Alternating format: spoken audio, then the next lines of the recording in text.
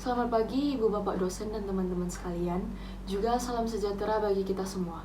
Hari ini, kelompok 7 akan mempresentasikan peran pemimpin dalam peningkatan kompetensi SDM di era 4.0, Klinik Utama Jira Medical Center.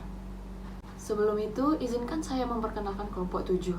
Ada saya sendiri, Feby Safa Zabrina, Eva Awalia sebagai ketua, Nindi Suhendri, Go Harwin, dan Tiara Flores. Kemudian kita masuk ke Klinik Utama Jira Medical Center. Klinik Utama Jira Medical Center ini merupakan salah satu klinik utama yang berada di Kota Batam, Kepulauan Riau. Klinik ini merupakan klinik spesialistik yang memberikan layanan di berbagai bidang spesialis. Di antaranya adalah spesialis konservasi gigi, spesialis bedah mulut, spesialis OB/GYN, dan spesialis anak. Tenaga medis yang digunakan pada Klinik Utama Jira Medical Center ini adalah dokter umum dan dokter gigi umum. Di era VUCA, volatility, uncertainty, complexity, and ambiguity, saat ini telah terjadi persaingan ketat pada pelaku bisnis dalam merebut pasar yang semakin terbuka bebas. VUCA World yang dihadapi organisasi pada umumnya melalui dua pendekatan, yaitu dengan mengadaptasi dengan menemukan dua esensi. Salah satu bagian dari industri kesehatan yang akan menjadi acuan pendekatan terkait sumber daya manusia dan sistem kepemimpinannya yang diterapkan di era VUCA adalah Klinik Utama Jira Medical Center. Jenis informasi yang biasanya akan diterima oleh deskripsi pekerjaan atau job description dan persyaratan job specification yang harus dimiliki oleh seorang karyawan untuk dapat menduduki jabatan tertentu.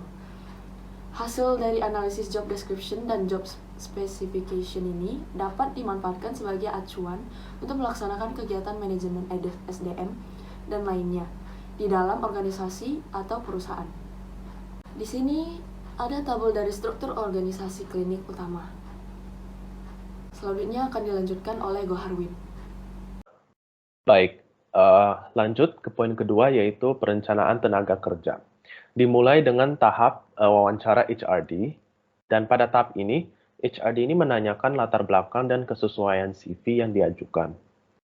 Tahap kedua yaitu wawancara pihak manajemen, yaitu proses wawancara yang dilakukan oleh pihak manajemen tingkat lanjut kepada kandidat yang berhasil melalui tahapan wawancara awal dengan pihak HRD ini. Lalu tahap selanjutnya yaitu psikotes. Ini adalah tes yang menilai beberapa aspek dari seseorang kandidat. Lalu untuk tahap terakhir yaitu tes kesehatan. Tes ini digunakan untuk mengetahui terkait kesehatan pelamar. Di slide selanjutnya, untuk poin ketiga yaitu analisis rekrutmen. Dalam rekrutmen tenaga kerja ada dua sumber, rekrutmen internal dan rekrutmen eksternal. Rekrutmen internal adalah proses di mana karyawan direkrut di dalam suatu organisasi, sementara rekrutmen eksternal adalah proses di mana karyawan direkrut dengan menggunakan sumber luar. Sumber rekrutmen dalam klinik utama biasanya bersifat eksternal, dan sumber eksternal sendiri dapat berasal dari iklan, rekomendasi dari karyawan, lembaga pendidikan, lembaga pemerintah, dan agen perekrutan. Untuk slide selanjutnya akan dijelaskan oleh rekan saya Tiara. Baik, saya lanjutkan masuk kepada proses prosedur seleksi dan juga wawancara yang di dalamnya terdapat 7 komponen. Yang pertama ada penerimaan pendahuluan. Nah, pada tahapan seleksi ini akan dimulai dengan kunjungan calon pelamar ke klinik secara langsung atau dapat melalui link pendaftaran online yang telah disediakan oleh pihak klinik. Dan pada titik ini biasanya akan dilakukan penyeleksian surat-surat lamaran dan juga berkas. Yang kedua, tes penerimaan. Tahap seleksi ini akan mencari tahu terkait tentang pengalaman, kepribadian kandidat, dan juga keterampilan yang kandidat miliki. Pada tes penerimaan ini akan memiliki berbagai alat yang biasanya digunakan untuk mendukung terjalinnya tes penerimaan ini. Yang ketiga ada wawancara seleksi. Tes ini akan dilakukan dengan metode wawancara formal dan juga akan dilakukan secara menyeluruh dan spesifik. Fungsi wawancara ini adalah agar pihak klinik dapat mengetahui dan menilai kandidat pelamar secara lebih mendalam. Yang keempat adalah pemeriksaan referensi. Tahap ini akan memeriksa hal yang dianggap penting dari para pelamar, dan pemeriksaan ini dapat memberikan informasi mengenai sifat, perilaku, pengalaman kerja, dan juga lain sebagainya yang tentunya dapat membantu pihak klinik dalam menentukan kandidat yang tepat bagi mereka. Yang kelima adalah evaluasi medis. Evaluasi ini biasanya akan memeriksa kesehatan fisik para pelamar secara menyeluruh untuk memastikan bahwa mereka ini memenuhi persyaratan untuk bekerja di klinik yang tentunya persyaratan ini telah ditentukan dan ditetapkan untuk posisi pekerjaan yang nantinya akan mereka tempati. Yang keenam adalah wawancara oleh personalia. Manajer selanjutnya akan mewawancarai para pelamar untuk menentukan tingkat kemampuan mereka, yaitu dalam kemampuan praktis. Para pelamar ini akan melakukan pekerjaan dan juga mengetahui apakah mereka ini cocok untuk menempati posisi yang ada. Yang terakhir adalah penempatan.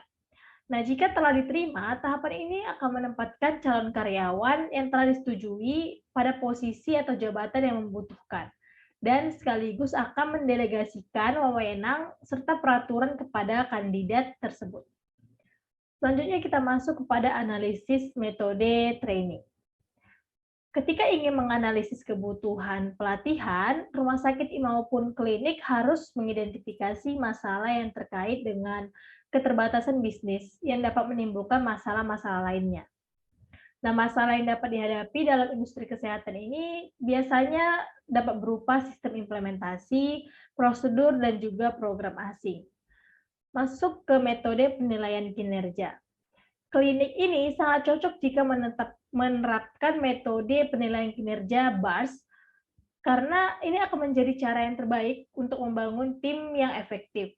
Setiap anggota ataupun tenaga kesehatan akan belajar untuk bagaimana cara mengandalkan staf lain dalam melakukan tugas mereka tanpa adanya rasa persaingan.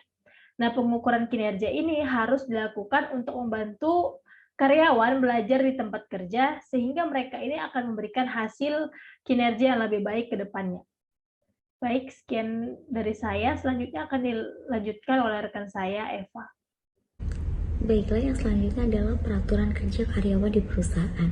Peraturan ketenagakerjaan bagi pegawai perusahaan kesehatan seperti klinik maupun rumah sakit diatur dalam Undang-Undang Nomor 36 Tahun 2014 tentang Tenaga Kesehatan.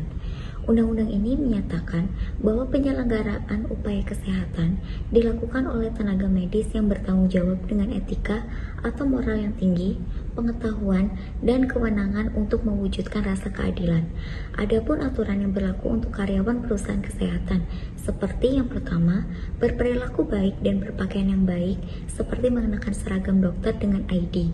Kemudian menjaga dan memelihara peralatan kerja atau fasilitas klinik, berusaha untuk memastikan penggunaannya dengan tepat.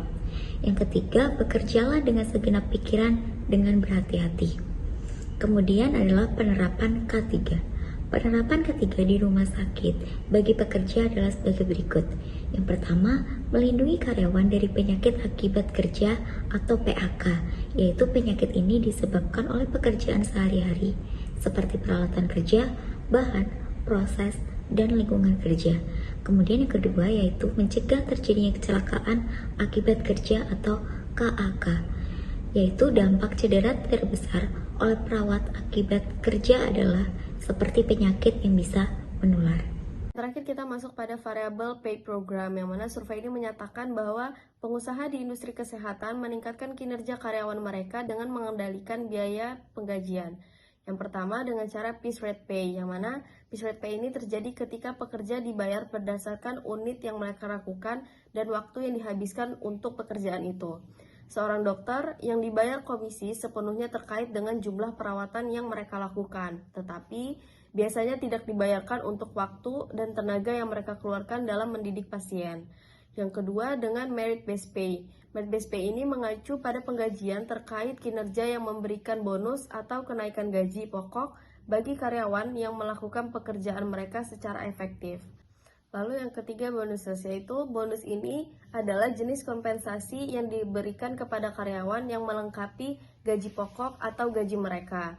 Pemberian bonus ini bagi petugas kesehatan di rumah sakit maupun klinik akan menghargai dari seluruh upaya mereka dan sebagai pendukung saat pekerjaan untuk pulih dari apa yang dialami.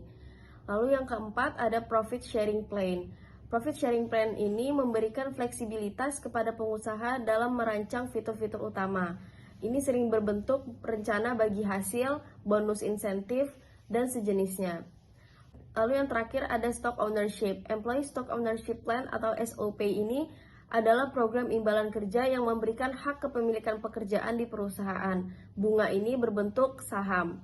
Kesimpulannya yaitu klinik utama ini merupakan industri kesehatan di bidang jasa.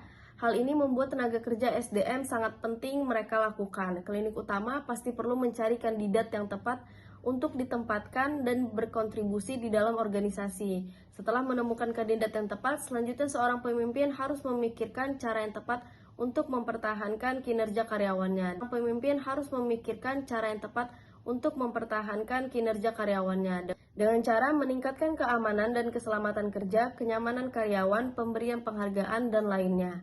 Demikianlah presentasi dari kelompok kami. Banyak kurangnya kami mohon maaf. Terima kasih. Selamat pagi.